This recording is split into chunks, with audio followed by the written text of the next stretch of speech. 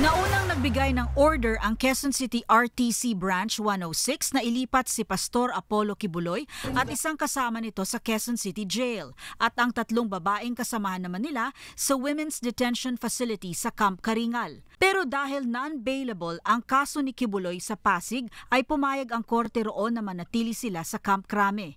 Kailangan munang linawin ng PNP kung ano nga ba ang masusunod.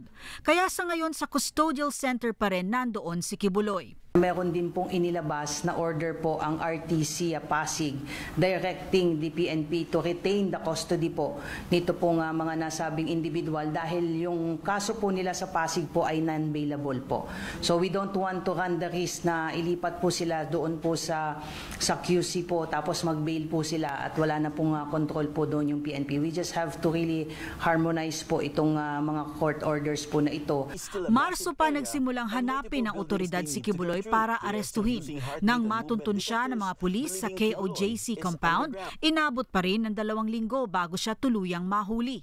Naniniwala ang PNP na dapat may makasuhan ng obstruction of justice sa mga nagtago sa pastor at mga kasama nitong akusado. Obviously, meron pong nagharbor ng mga fugitive. Obviously, meron pong nakakaalam na nandun po sila sa loob. Obviously, meron pong nagsinungaling na hindi po nila alam kung asaan po si Pastor Kibuloy. Sabi ko nga, without naming names, antayin po natin yung formal na kaso na isasampa po for those willingly and wittingly na itinago po in spite of the fact na alam po nila na may mga existing warrants po itong mga 5 individual po na ito. Makukuha din umano ng mga informer ang inihandang pabuya na 10 milyong piso para sa pagtuturo kung nasaan si Kibuloy, tig 1 milyon naman para sa 4 pa niyang kasama. Pinag-usapan na po yan kahapon ni SILG, ni Chief PNP at ni General Torre kasi yung ating mga informante which we really cannot reveal kung sino po sila at ilan po sila because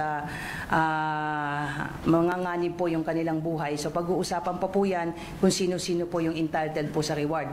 Dagdag ng PNP, walang preferential treatment kina Kibuloy sa PNP Custodial Center. Katunayan, kaninang umaga, simpleng almusal ng itlog, corned beef at kanin ang inihain.